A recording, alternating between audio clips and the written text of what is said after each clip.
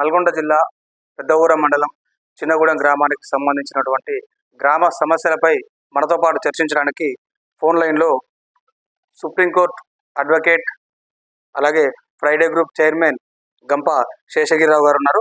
వారితో ఒకసారి మాట్లాడే ప్రయత్నం చేద్దాం. అసలు ఆ గ్రామ సమస్యలు ఏంటి, వారి గ్రామానికి ఉన్నటువంటి ప్రధానమైన సమస్య ఏంటి, ఆ సమస్య గురించి తెలుసుకునే ప్రయత్నం చేద్దాం.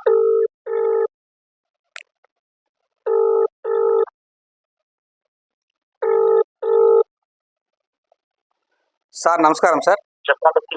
నమస్తే. నమస్తే సార్, ఇది చిన్నగూడానికి సంబంధించినటువంటి గ్రామ సమస్యలపైన మీతో చర్చించడానికి ఆన్లైన్లో ఉన్నాం సార్.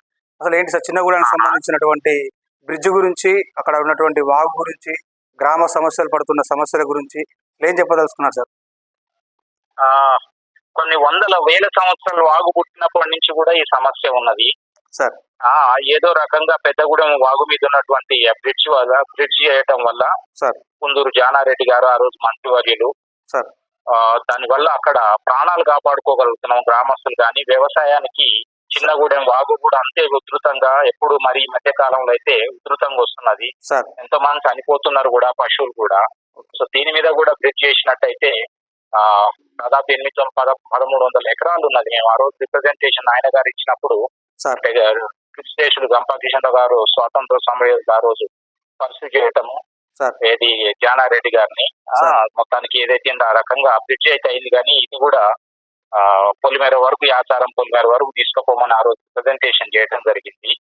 సో చాలా ఇబ్బందులలో ఉన్నది. మొన్న నేను వచ్చిన పొలాల దగ్గరికి పోవాలంటే కూడా చాలా ఇబ్బంది అయింది. ఆ చిన్న ఒక కూనలు వేసుకొని చేసిండ్రు.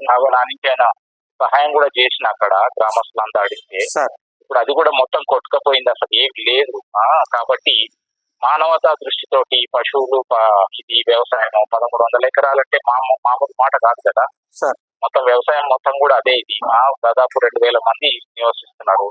900-1100 ఓటర్లు కూడా ఉన్నట్టుంది.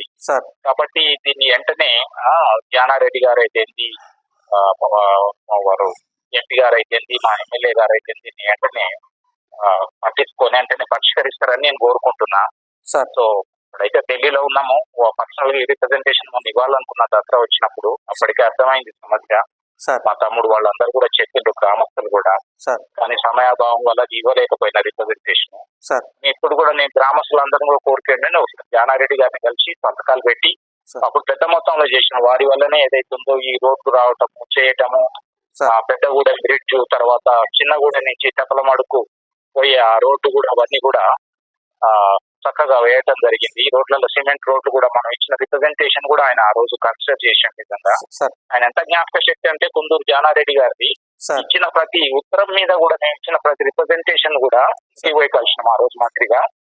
అన్ని ఇక్కడ ఈ సమస్య ఉంది, దీన్ని సాల్వ్ చేయబోతున్నాం. మంచినీటి సమస్య ఉంది ఆ రోజు. ఇవాళ వాటర్ ఏదైతే మనకి తీసుకొస్తుందో ఇక్కడికి వచ్చి ఆగిపోయినది, ఇక్కడ పైప్ లైన్ ఉంది, దాన్ని కూడా జాగ్రత్త గుర్తు పెట్టుకొని మాకు చెప్పడం కదా. నాకు చాలా ఆశ్చర్యం అనిపించింది. అంత జ్ఞాపక శక్తి తోటి పెట్టుకుని దాని సమస్యను సాల్వ్ కూడా చేసారు. అదే బ్రిడ్జ్ వాటర్ సమస్య. సార్ అట్లనే గత ప్రభుత్వంలో అదే ఆ వాగు పైన చెప్తున్నారు, ఆ వాగు పైన బ్రిడ్జి నిర్మాణానికి సంబంధించినటువంటి శంకుస్థాపన కూడా గత బీఆర్ఎస్ హయాంలో నోముల భగత్ గారు శంకుస్థాపన కూడా చేసినాడని చెప్పి మనకు తెలుస్తా ఉంది. దాని గురించి స్కూల్ దగ్గర ఇక అవన్నీ ఉంటూనే ఉంటాయి. అయిన రోజు లెక్కకు వస్తుంది ఎప్పుడైనా కూడా, గుర్తుపెట్టుకోవాలి శివ. సో మనం అంతకంటే ఎక్కువ మనం ఎవరికి వ్యతిరేకం కాదు. మా సమస్యలు సాల్వ్ చేస్తే అనుకున్నాం కానీ ఎవరికైనా వ్యతిరేకంగా కానీ అనుకూలంగా చెప్పేటోళ్ళమే. కానీ అది ఉన్నది అందరికి తెలిసిన విషయం. నేను మళ్ళీ కొత్తగా దాని గురించి చెప్పాల్సిన అవసరం లేదు. ఇప్పుడైనా దాని మీద మళ్ళీ కొంత జాగ్రత్త తీసుకొని మీరు కూడా ఇంత తీసుకొని ముందుకు జరిగి నన్ను కాంటాక్ట్ చేసి, ఢిల్లీలో ఉన్న నన్ను కాంటాక్ట్ చేసి చేయటం అనేది కూడా నువ్వు ఆ గ్రామస్తుడు అయ్యి నీకెంత సున్నితంగా నువ్వు సమస్య చూసుకున్నావో నాకు అర్థమవుతుంది.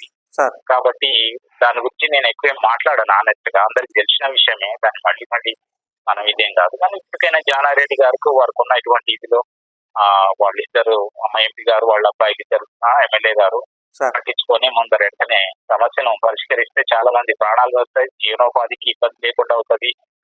ఎన్నో అష్టకష్టాలు వందలు పుట్టినప్పటి నుంచి లేదు, అది మొదటి నుంచి కూడా పెద్ద వాగు. అది అసలు యాక్చువల్ చిన్నగూడెం వాగు కూడా, ఈ చిన్నగూడెం వాగు పెద్దగూడెం వాగు పోయి మళ్ళీ తిమ్మాపురం వాగు కలిసి ఇబ్రాహీంపట్నం దగ్గర కలుస్తాయి. అది మళ్ళీ పోయి కృష్ణాలు కలుస్తాయి. Okay sir. సో ఇది కూడా చాలా పెద్ద ఇది దాంట్లో కూడా నాకు మనుషులతో వస్తాయి మా రెగ్యులర్ సమస్య. Okay sir.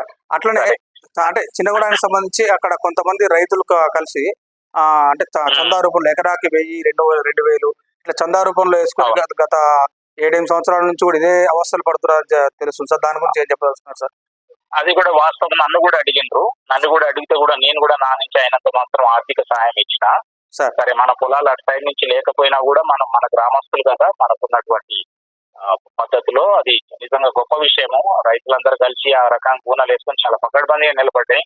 మధ్యలో ఎక్కడో పోయినప్పుడు మళ్ళీ ఒకసారి వేసుకొని మన ఈసారి చూస్తే వాళ్ళు ఎవరో ఫోటో పెట్టిరు, అది వీడియో, అది మొత్తం మట్టి అంతా కొట్టుకపోయి ఉన్నది. సో దాన్ని వేయాలంటే కూడా లక్షల ప్రతిసారి రైతు మీద ఇంత పెద్ద భారము, ఇంత పెద్ద ఇది, పంటలే అంతంత మందరం పడుతున్నాయి. పోయినసారి పత్తి అంతా పోయింది. ఇంకా మళ్ళా సంతాలు వేసుకొని ఇవి కట్టుకొని కానీ వేసుకోవాల్సి వస్తుంది కదా ప్రభుత్వాలు పనిచేయనప్పుడు, అవునా కదా? అవును సార్. అలాగనే చేస్తున్నారు మన గ్రామస్తులు. అమితారెడ్డి ఏదైతే ఉన్నాడో దాని ముందర కొద్దిగా ఇనిషియేట్ తీసుకున్నట్టు కనిపించింది నాకు. అంటే ఓన్లీ అంటే ఆ రహదారి, ఆ బ్రిడ్జ్ నిర్మాణం ఓన్లీ పంట పొలాలకే ఉపయోగపడుతుందా, లేదంటే వేరే కనెక్టివిటీ ఇటు నల్గొండ కానీ అటు కనెక్టివిటీ ఉంది కదా? ఇటు మొత్తం వస్తుంది. ముందుకు పోతే పొలిమేరకు పోతే ఇటు తిమ్మాపురం నుంచి గుండ్ల నుంచి మొత్తం ఇటు నల్గొండ రోడ్డు కలుస్తాము. ఇటు ముందుకు పోయినట్టయితే యాసారం, మళ్ళీ అక్కడ నల్గొండ ఇట్లాగ వస్తున్నాయి హైదరాబాద్ బస్సులు అక్కడ వరకు.